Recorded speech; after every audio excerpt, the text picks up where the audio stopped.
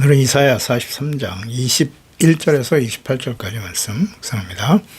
43장 22절에서 28절까지 말씀 있습니다. 그러나 야곱아 너는 나를 부르지 아니하였고 이스라엘아 너는 나를 괴롭게 여겼으며 내 번제의 양을 내게로 가져오지 아니하였고 내 제물로 나를 공경하지 아니하였느니라.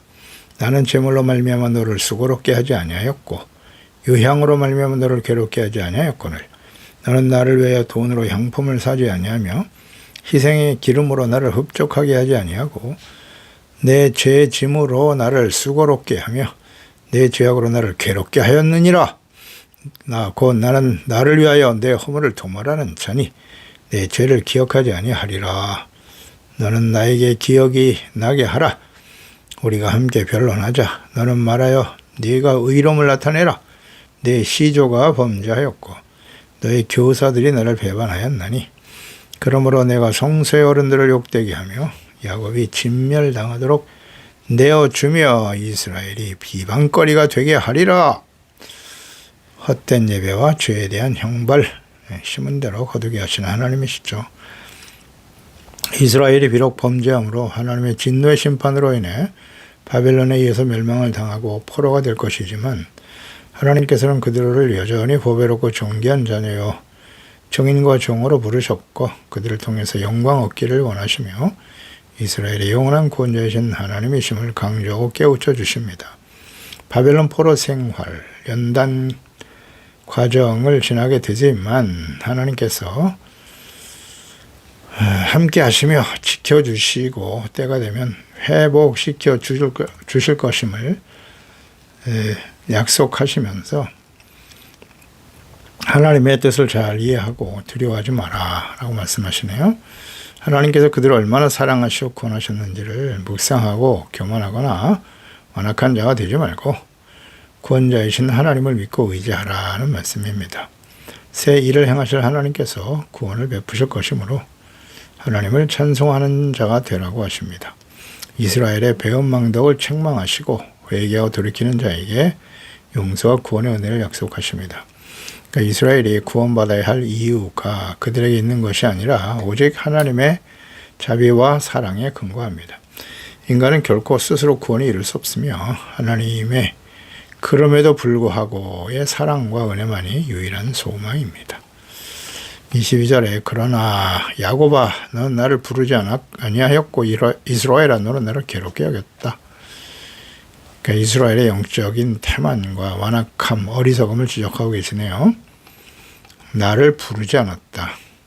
그러니까 이런 말씀 단순히 기도와 제사를 드리지 않았다. 종교적인 의식을 하지 않았다라고 하는 뜻을 넘어서 하나님의 존재 자체를 인정하지 않았죠. 하나님과의 인격적인 관계, 이것을 거절한 것입니다. 그러니까 형식적인 종교 행위는 있으나 마음은 하나님께로부터 멀어진 사람들이죠.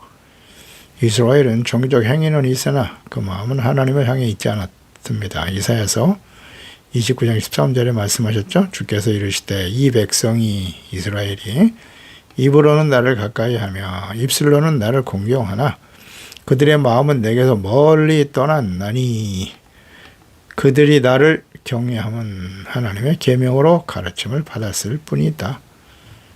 마음은 이미 떠나 있었다는 거고요. 에스겔 33장 31절에도 백성이 모이는 것 같이 내게 나오며 내 백성처럼 내 앞에 앉아서 내 말을 들으나 그대로 행하지 아니하니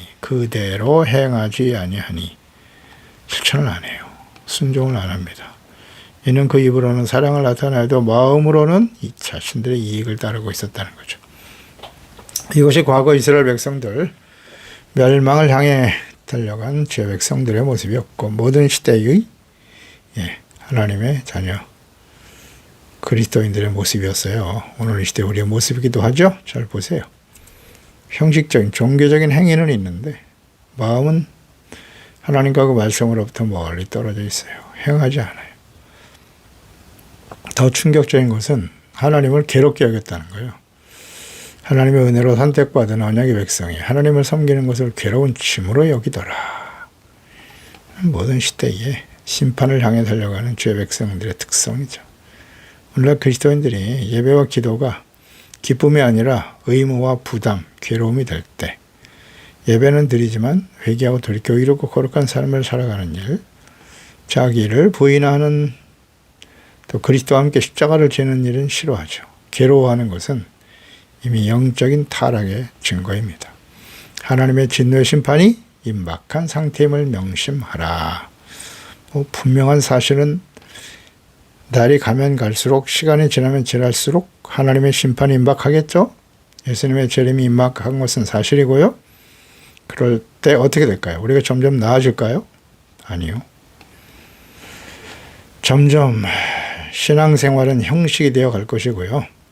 하나님의 말씀과 뜻을 따라 의롭고 진실하고 거룩하게 살아가는 일, 나중에 예배하고 주님을 위해서 헌신하는 것 자체가 부담이 될 거예요. 갈수록 괴로워할 거라고. 싫어해. 지금 그런 현상이 뚜렷하게 나타나고 있죠. 내가 만약 그렇다면 정신 차려야 됩니다. 이스라엘은 하나님이 주신 자유를 누리는 대신에 하나님을 거추장스러운 존재로 여기고 있었다는 거죠. 어떻습니까, 여러분? 신앙생활이 거추장스럽습니까? 부담스러워요? 23절, 내 번제의 양을 내게로 가져오지 않았습니다. 내 제물로 나를 공경하지 않았어요.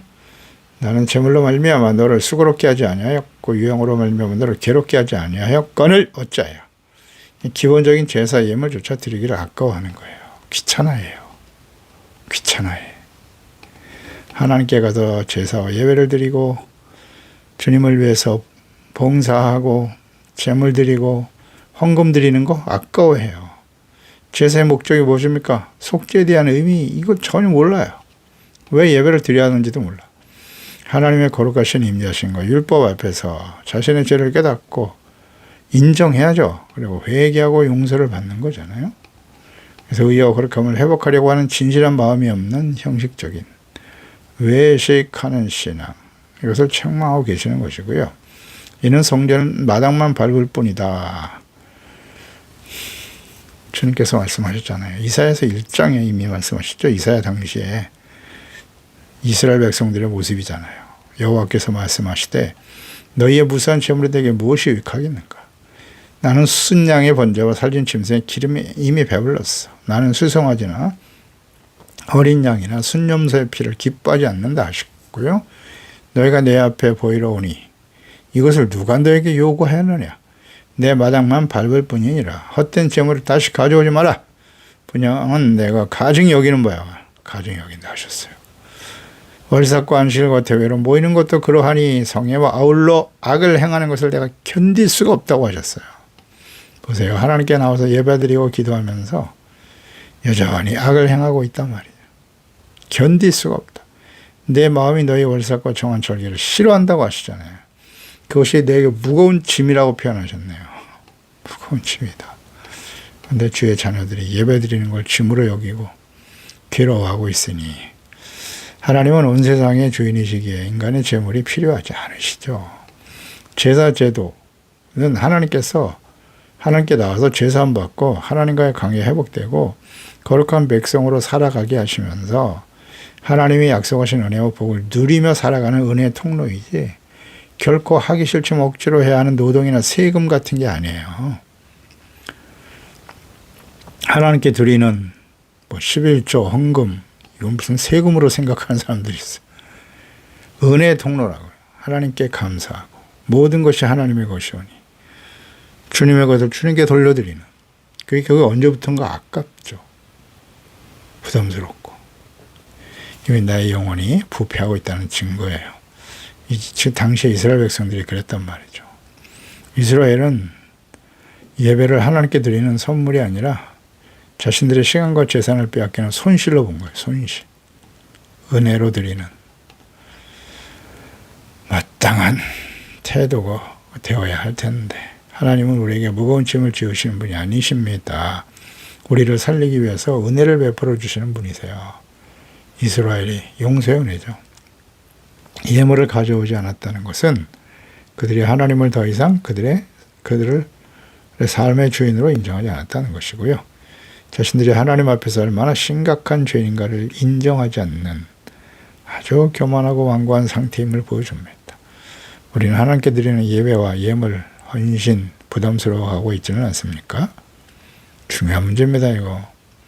이스라엘의 영적인 타락과 부패를 책망하시는 말씀이죠. 영과 진리로 드리지 않는 예배가 하나님을 기쁘시게 할 수 없다는 사실은 구약시대나 모든 시대나 변함없는 하나님의 뜻이죠. 요한복음 4장 23절이요. 아버지께 참되게 예배하는 자들은 영과 진리로 예배할 때가 온다. 곧 이때인데 아버지께서는 자기에게 이렇게 예배하는 자를 찾고 계시다. 영과 진리로 예배하는 자를 찾으신다고요. 24절 너는 나를 위하여 돈으로 향품을 사지 아니하며 희생의 기름에는 나를 흡족하게 하지 아니하고 내 죄짐으로 나를 수고롭게 하며 내 죄악으로 나를 괴롭게 하고 있다라고 말씀하시네요. 하나님께서 제사 제도를 주신 까닭은 이유는 하나님께서 범죄할 수밖에 없는 연약한 죄 백성들에게 죄를 용서하시고 거룩하고 이로운 죄 백성으로 회복시켜 주시려는 데 있어요. 그렇죠? 죄사함과 의의 회복이잖아요. 그것이 제사의 목적이에요. 근데 제사는 죄 백성들에게 짐을 지어 괴롭게 하는 수단이 아닙니다.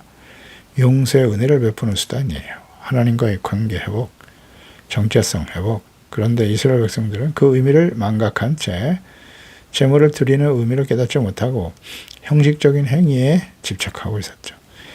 그것도 제대로 드리지도 않았죠. 제물을 마련하는 비용을 아까워하고 있었어요. 죄사함의 기쁨과 거룩한 죄 백성으로 살아가는 정체성과 사명을 상실하고 있었다는 거죠. 그 안에서 주시는 참된 평과 기쁨을 누리지 못하고 죄악의 무거운 짐을 지고 패역하고 악함으로 하나님을 괴롭게 하고 있었다는 것입니다. 그들은 희생의 기름으로 하나님을 흡족하게 기쁘시게 하는 일. 보세요. 희생 기름이다. 하나님께 드려지는 제물이잖아요. 그 제물의 핵심적인 본질은 뭐예요? 속죄잖아요. 속죄와 희생의 제물이잖아요. 그러니까 속죄 제물이 하나님을 흡족하게 기쁘시게 한다는 뜻이 무엇이겠어요? 제물을 얼마나 많이 드려야 하나님이 기뻐하실까요? 실조를 많이 드리고 헌금을 많이 하면 예배를 많이 드리고 그러면 하나님이 흡족하게 기뻐하실까요? 핵심은 뭐예요? 회개와 용서잖아요. 진실한 마음으로 하나님 앞에 회개하고 용서받아서 하나님과 화목하게 되는 것, 이것을 하나님이 기뻐하시지 않나요? 이거 물으면 안 되는데.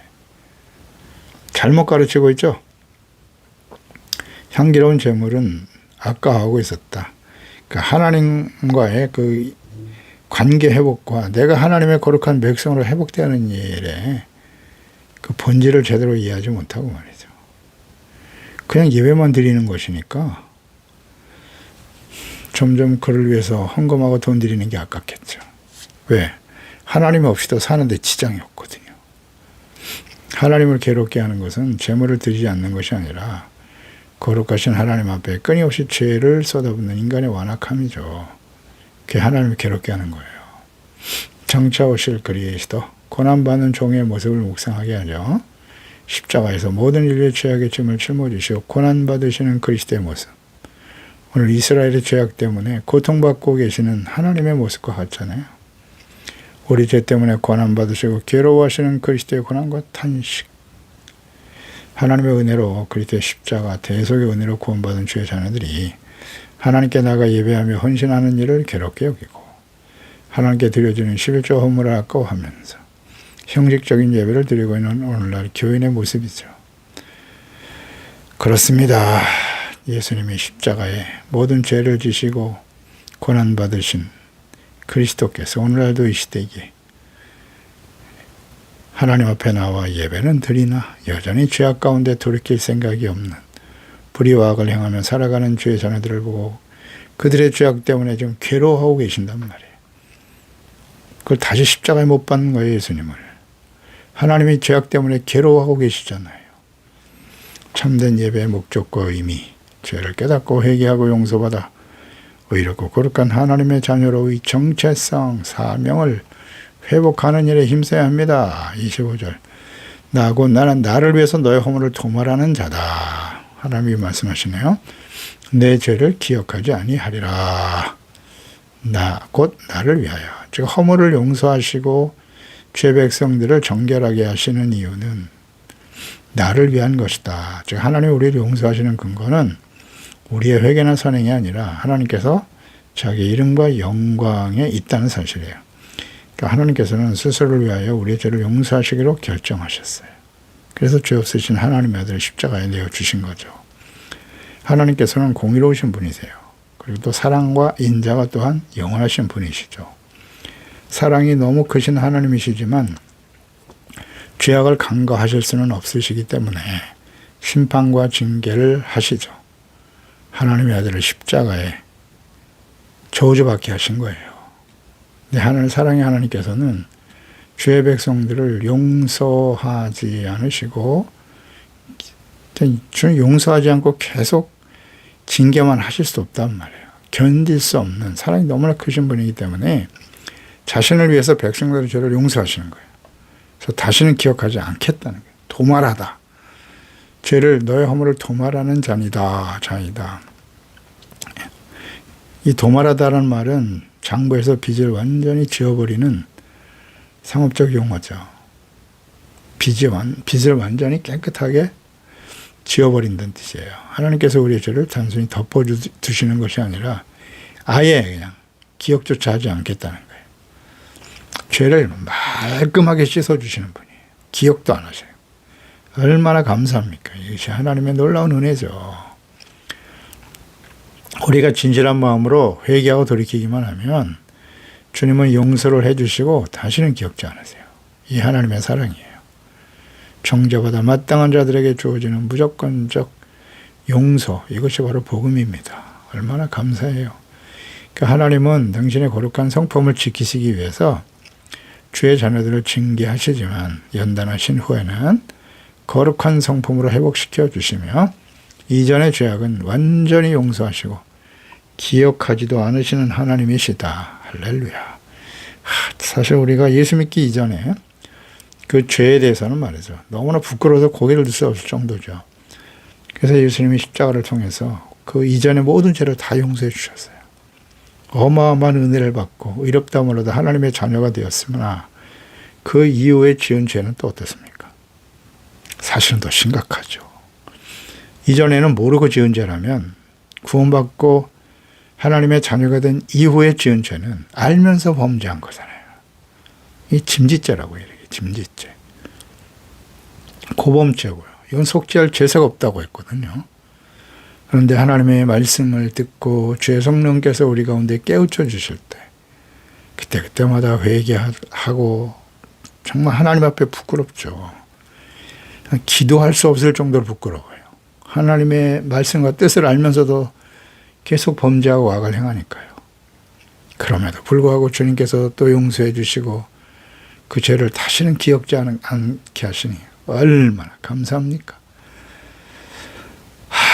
구원받은 이후에 지은 죄가 더 심각하죠, 사실은. 그래서 부끄러워요. 하나님 그 생각만 하면 기도하다가도 정말 부끄러워서 고개를 들 수가 없는데 자주 생각이 나죠.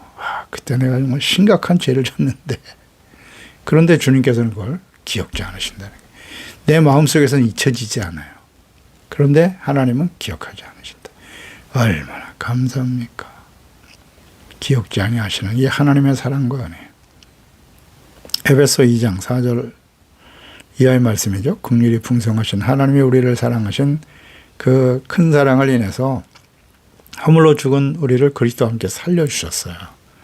은혜로 구원받게 하신 거죠. 또 함께 일으키사 그리스도 예수 안에서 함께 하늘에 앉히셨다. 얼마나 영광스럽습니까? 너희는 그 은혜에 의하여 믿음으로 말미암아 구원을 받은 것이다. 이것은 너에게서 난 것이 아니요 하나님의 선물이다. 아멘. 그런데 그 이후에 지은 죄는 더 심각하죠. 더 큰 은혜를 받고 살아가는 거예요. 그러니까 신앙의 연륜이 쌓이면 쌓일수록 오래될수록 하나님께 대한 그 용서, 사죄의 은혜는 더욱더 감사한 거죠. 더 큰 감사가 넘쳐나야 되는 것입니다. 26절에 너는 나의 기억이 나게 하라. 우리가 함께 변론하자. 너는 말하여 내가 의로움을 나타내라고 말씀하시네요. 하나님께서 재판장으로서 이스라엘과 지금 변론을 하시는 겁니다. 지금까지 말씀하신 그 하나님의 말씀이 옳은지 그른지를 한번 따져보자는 거예요. 만약 이스라엘 백성들이 스스로 의롭다고 생각한다면 그 의에 대해서 증거를 대보라는 겁니다. 인간의 전적인 부패를 깨닫게 하시려고 하는 하나님의 뜻이죠. 의의 재판장이신 하나님 앞에서 그분의 말씀이 잘못된 점이 있거나 혹은 자신들이 하나님 앞에서 의롭다는 증거를 변론해 보라고 하시는 거예요. 그러니까 하나님 앞에서 내가 의롭 있다면 말해보라. 나에게 기억나게 해봐. 이스라엘이 내세울 만한 공로가 있다면 하나라도 말해보라는 강력한 권고의 말씀인 것이죠. 결과는 분명하죠. 인간은 하나님 앞에서 스스로 의를 증명할 수 없어요. 의인은 없나니 한 사람도 없다. 이 변론의 끝에서 인간이 할 수 있는 유일한 대답은 주여 내가 죄인입니다. 제가 죄인입니다. 주여 용서와 공의를 베풀어 주시옵소서라는 고백뿐이죠. 하나님께서는 이 변론을 통해서 이스라엘이 자기의 의를 버리고 나의 허물을 용서해 주시고 죄를 다시는 기억하지 않으시는 그 하나님의 사랑에 감사하며 기도하기를 원하시는 거죠. 17절에 내 시조가 범죄하였고 너의 교사들이 나를 배반했다. 그러니까 하나님의 이스라엘의 죄가 그저 우발적인 단회적으로 일어난 것이 아니라 일시적인 것이 아니고 조상 때부터 내려온 뿌리 깊은 죄악임을 밝히신 거예요. 내 시조가 범죄했다. 그러니까 아브라함이나 야곱을 의미하는 것일 텐데요. 교사들은 제사장이나 선지자들, 그러니까 민족의 뿌리부터 영적 지도자들에게 이르기까지 모두가 타락했다는 선언이에요. 그러니까 아담과 하와가 범죄한 이후에 하나님과의 관계가 단절되고 영육 간의 사망이 선포되었는데요. 그 이후에 태어난 모든 사람들은 이처럼 원죄와 전적인 타락의 길을 가게 된 거예요. 시조부터 범죄한 것이다. 아담과 하와까지 올라가겠죠. 그러니까 이스라엘은 혈통이나 직분이 자신들을 구원해 줄 것이다 믿죠. 우리가 이 하나님의 선민이다. 오늘날 우리도 마찬가지겠죠. 3대, 4대 신앙의 가문에서 태어났다. 그러나 그런 것이 중요한 게 아니고요. 하나님께서는 근본 자체가 이미 부패했다라고 지적하고 계시는 거예요. 거룩해야 할 교사와 지도자들마저도 하나님을 배반했다는 사실은 인간 내면의 철저한 부패를 보여주고 있는 것입니다. 에스겔 2장 3절에 보면 내게 이르시되 인자야 내가 너를 이스라엘 자손 곧 패역한 백성 나를 배반하는 자에게 보내노라. 그들과 그 조상들이 내게 범죄하여 오늘날까지 이르렀나니라고 말씀하고 있죠. 보세요. 조상들이 내게 범죄했다. 그게 그대로 이어져 내려가는 거예요. 교사들은 가르치고 인도해야 될 제사장이나 선지자 왕과 황백들이겠죠. 이들이 부패하고 타락했기 때문이다. 그러니까 이스라엘의 멸망의 원인은 언제나 그래요. 지도자로서 백성들을 바르게 가르치고 이끌어야 할 왕, 제사장, 선지자들의 부패 때문이죠. 예수님 당시에도 그랬죠. 예수님의 재림과 마지막 심판 때도 역시 마찬가지예요. 거짓 선지자와 이단들이 판을 치게 될 것이다. 마태복음 24장 마지막 때의 징조에 대해서 물었을 때 예수께서 하신 말씀이잖아요. 예수께서 대답하여 이르시되 너희가 사람의 미혹을 받지 않도록 주의하라. 많은 사람이 내 이름으로 와서 이르되 나는 그리스도라 하여 많은 사람을 미혹하리라. 사람이 그리스도라고 하면서 사람들을 미혹한단 말이에요. 이단 교주들이죠.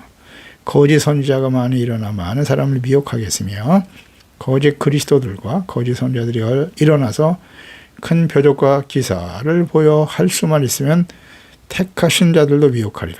누구를? 택하신 하나님의 자녀들을 미혹해요. 그것이 이단들의 특징이잖아요. 교회 안에 있는 거짓 선지자들이죠. 거짓 목사들. 판을 치게 될 것이다. 과거에도 그랬고요. 성경을 통해서 역사를 통해서 확인할 수 있는 바입니다. 마지막 심판이 임박한 때일수록 더욱더 그러하겠죠?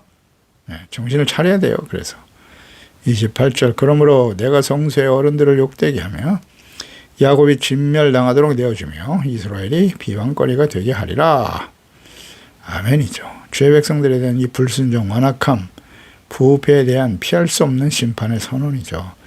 이것이 하나님의 공의입니다. 성소의 어른들, 그들을 욕되게 한다. 거룩한 직무를 수행해야 할 제사장과 선지자들, 왕들이 수치를 당하게 될 것이다.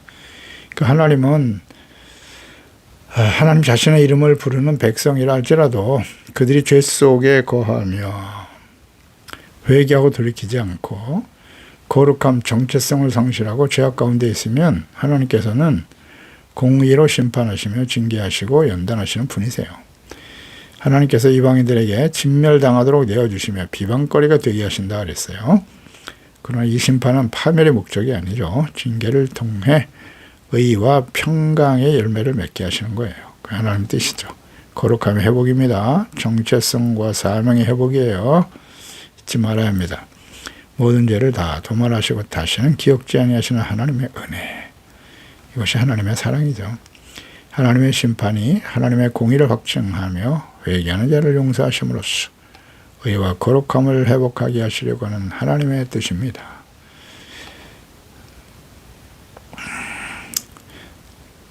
주님의 이름을 위해서 우리의 죄를 하나님의 영광을 위해서 용서하시고 도말하시는 하나님의 은혜를 잊지 말아야 합니다. 또 하겠습니다. 하나님 아버지 감사합니다. 오늘도 주의 말씀을 통해서 하나님의 택하심을 받은 거룩한 주의 자녀 백성들이 하나님 앞에서 헛된 예배를 드리고 악을 행하면서 형식적인 모습만 가지고 있더라. 영적인 태만과 완악함과 어리석음을 가지고 있었습니다. 하나님께 나아가 제사와 예배를 드리지 않았어요. 그 제물을 드리기 위해서 그것을 사는 제물을 아까워했어요. 하나님께 예배 드리는 것 자체를 괴로워하고 있었다고요. 그 결과는 결국 하나님의 공의 심판 앞에 서게 되었다는 사실이죠. 우리는 너무나 큰 은혜를 받은 사람 아닙니까? 죽어있던 허물과 죄로 죽었던 우리들이 그리스도와 함께 그 은혜로 생명을 얻게 되었고 영원한 생명이잖아요. 하나님의 영광스러운 자녀가 되어 살아갑니다만 그 이후에 얼마나 많은 죄와 허물을 가지고 하나님 앞에 부끄러워 고개를 들을 수 없는 저희들인데 주의 성령으로 말씀으로 깨우쳐 주시고 회개할 때마다 용서해 주시고 그 죄를 다시는 기억지 아니하시는 하나님의 놀라우신 사랑과 은혜를 진심으로 감사하고 찬양드립니다. 주여 그런 거로 한들 하나님과 말씀 앞에서 우리의 죄 허물을 진실하게 회개하고 고백하고 주님의 보혈로 씻음받고 거룩한 하나님의 자녀로 살아갈 수 있는 저희들이 되어야 하겠습니다. 이 죄라고 하는 것은 일시적인 것이 아니라 그렇습니다. 모든 사람들 그 믿음의 조상 때부터 내려온 죄악이었다. 대대로 이어진다는 거죠. 특히 마지막 때가 될수록 우리는 더욱더 부패하고 영적으로 타락할 수밖에 없는 그런 환경에 살아갈 수밖에 없음을 생각하게 하시고 항상 근신하고 깨어 기도하며 거룩함, 의로움, 진실함, 우리의 정체성과 사명을 회복하게 하시고 주님 앞에 영광스러운 모습으로 설 수 있는 모두가 될 수 있도록 주의 성령으로 깨우쳐 주시고 인도해 주옵소서. 예수님의 이름으로 기도드리옵나이다. 아멘.